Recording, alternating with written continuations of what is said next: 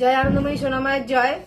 এই যে আছে খিচুড়ি ভোগ হয়েছে, এই খিচুড়ি ভোগের চাল ডাল একদম এক ভক্ত দিয়েছেন। ওনার নাম হচ্ছে চিত্তরঞ্জন মণ্ডল, বাসন্তী মণ্ডল, চিত্রা মণ্ডল, কাশ্যপ গোত্র। জয় সোনামার জয়। সোনামা দেখো যার থেকে যান, এবার মা ঠিক নিজেই জোগাড় করে নেয়, তাই ভোগের চাল ডাল মা ওনার থেকে নিয়েছে।